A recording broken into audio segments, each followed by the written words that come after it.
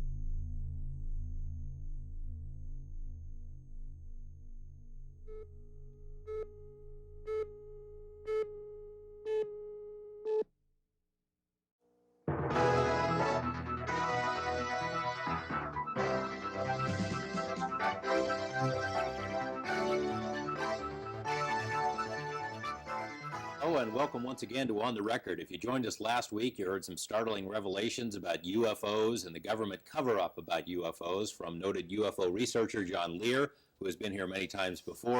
All right, you recently decided to take it upon yourself to try to get to the bottom of this major cover-up, what you say is a cover-up. You went up to Groom Lake, which you say is like a center of this UFO activity. You made a tape while you were there. Let's take a brief look at that tape if we could, and then when we come back, You can explain it. We're standing just about 8 miles due east of Groom Lake, Nevada, the super government secret test site. And just a few minutes ago, we saw one of the government extraterrestrial UFOs fly over there. We all watched it for about 7 or 8 minutes. Right here I have my Celestron scope. It's 8 inches. And I had it focused in for about 15 seconds and saw for myself that in fact it was a disc. We're going to stay here for another couple hours here to see if we can show you folks an actual extraterrestrial flying saucer being flown by the government. So if you just stand by, and we'll be looking over that mountain, which is where they are. They also come over here, which is over at Bald Mountain. There's some lights over there which you can't see, but there are a number of trucks. We don't know whether they're looking down here or what they're doing up there. But we managed to get in here. We're standing on public land. It's completely legal where we are. This physicist who showed you where the saucers supposedly are flying up at Groom Lake. What happened is I was approached by a government theoretical physicist employed by the government who works on the saucers up at Groom Lake. He has seen the aliens. He is tired of the cover-up. He knows what a rip-off it is of how many billions of dollars we're wasting on trying to develop technology that's already been developed.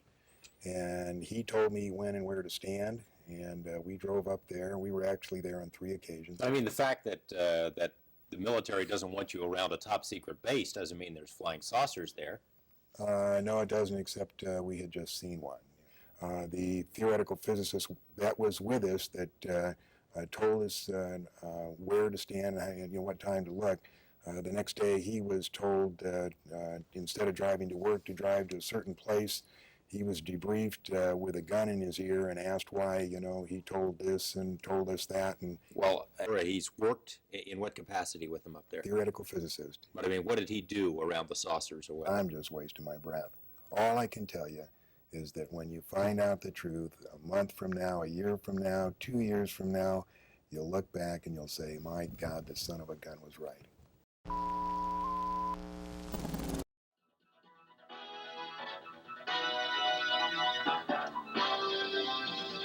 Hello and welcome to a special edition of On the Record. In the more than 5 years since we've been hosting these programs, no guest has inspired such a widespread and enduring audience response as has John Lear, son of the famed aviation pioneer and a world-class pilot in his own right. As many of you may know, though, Lear the son is best known for his research into UFOs, a phenomenon described by some as a worldwide hoax, described by others as the most important issue of our time.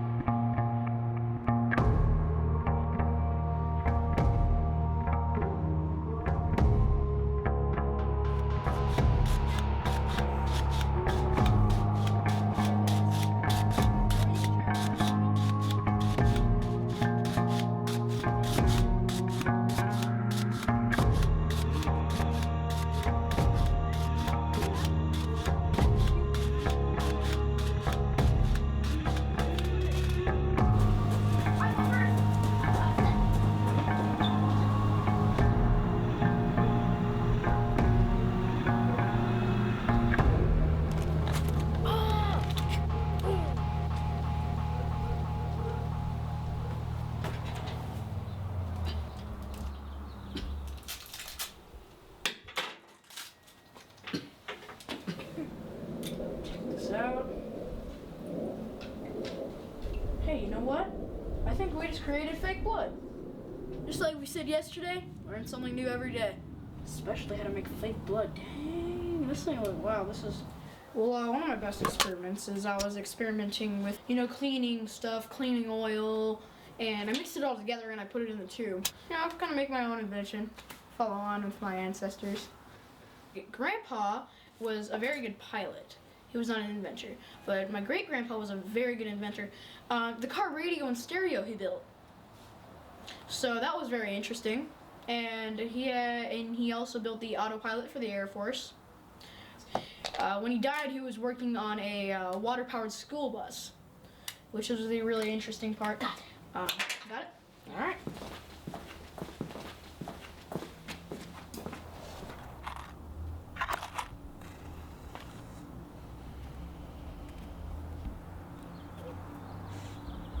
The aliens, they don't want to harm you. They want to take you up. They want to make sure everything is going on with your body okay.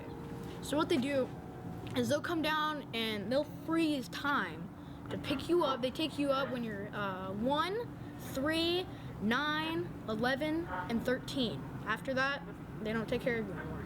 But what they do is they put you in their ship and they take you up there and they make sure everything's running right in your body. And if everything's not running right, they're gonna fix it. Like I had a little cramp in my leg the other day, and I think it was 9. And I woke up the next morning, it was gone. Just cramp was gone. My belief is, I do believe that they took me up there and they worked on my leg. They helped me out. I mean, I don't believe in all that kill the aliens. They don't exist. I don't believe in that stuff. So I believe they took me up, they fixed up my body, and that was it. I believe that. I believe in UFOs, but I never saw one before.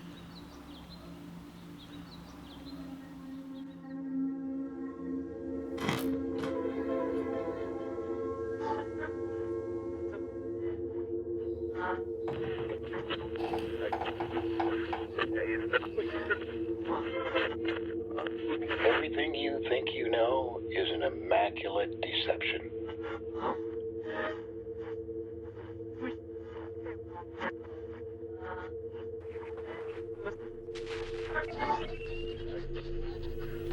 You seem to have an extraordinary belief.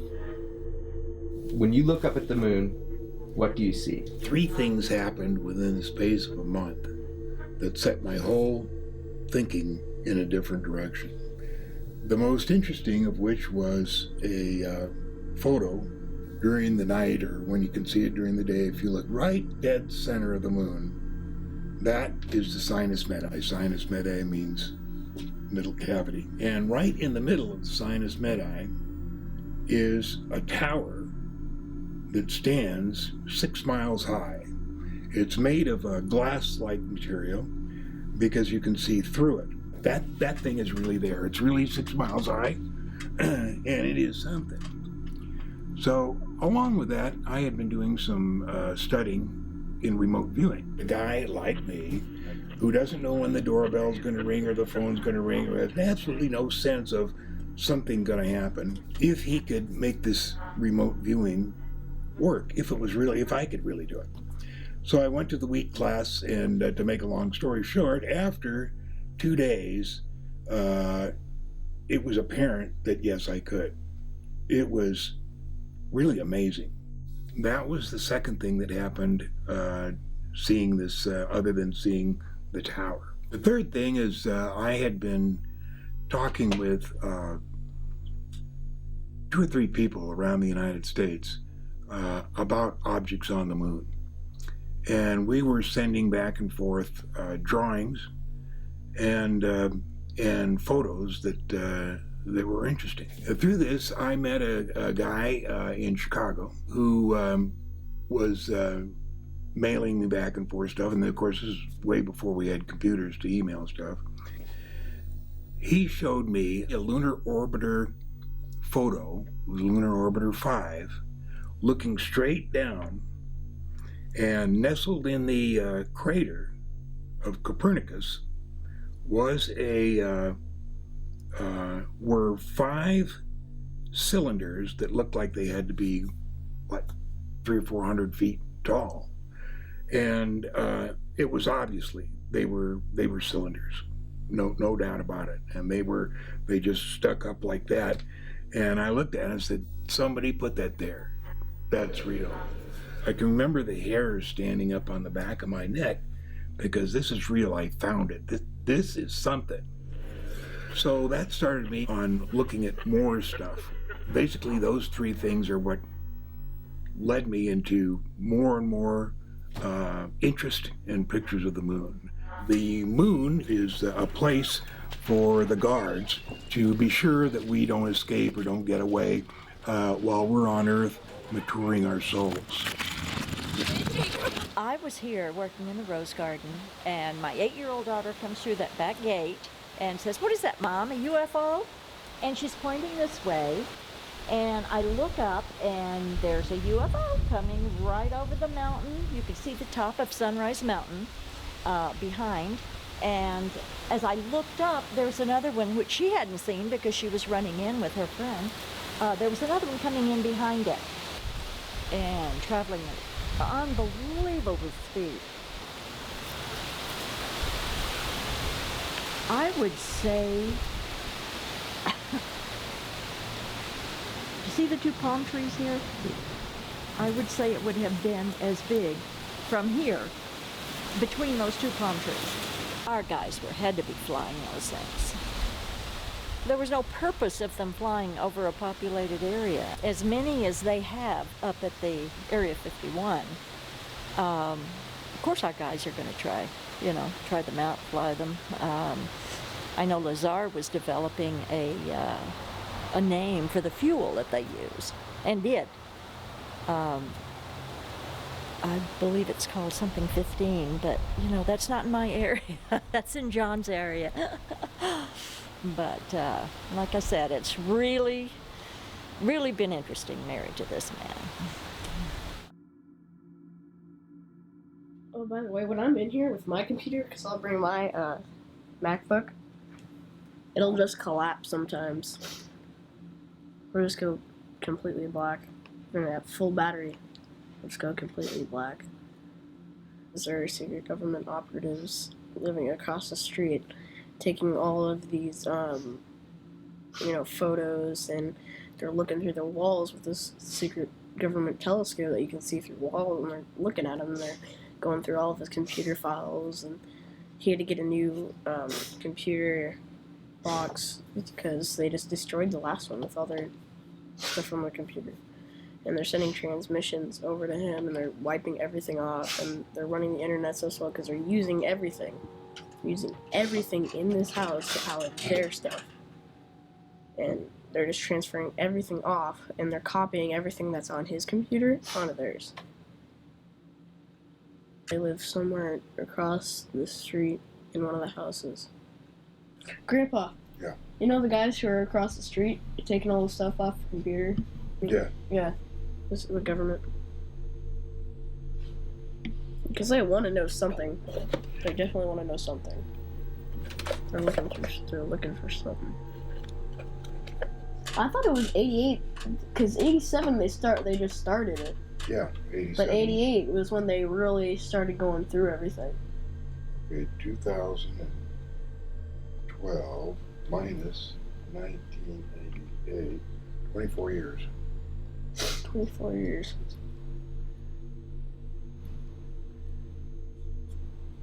Yeah, the first time we found out about it is the telephone guy that used to work on Allison's and Jack's phone, because when they're teenagers, they're always changing lines and place different phones and stuff. I know how that is. One day he told me that, did you know there's a tap on your phone? I said, no. He said, do you want me to check it out? And I said, no, they're harmless. He said, well, I'd like to check it out. And I said, hey, help yourself. So he came back in a half an hour and he said, I went down Monroe, I went down Hollywood to Bonanza, and I went as far as Nellis, and it's farther than that, the tap. So he says, I'm going to check at the office. So the next morning he came, he says, John, I can't work on your phones anymore. And I said, why not? He says, because your phone is tapped at the mainframe and there's no paperwork. And I went to my supervisor about it, and she said, if you don't like your job, quit. Well, they wouldn't want to rob this place, I'll tell you that. My pistol packing grandma. It was at the opening of the fashion show mall. And this kid I was just putting 3 children in my 2 daughters, and in the back of the car, and their friend. And this kid ran up and said, give me your money. And I said, okay. Took my purse out. He's holding a gun, 22 on me. And I pulled my .45 on him. And he turned and ran, reached back and grazed my leg, fired a shot. So at that time, I didn't keep a round in the chamber, but I do now. A 22, come on. He just picked the wrong person.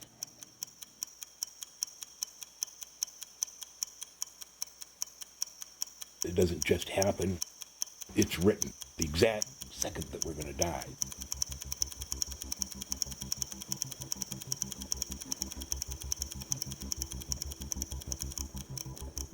Am I going to leave a message for my family to open on my demise about what I've discovered?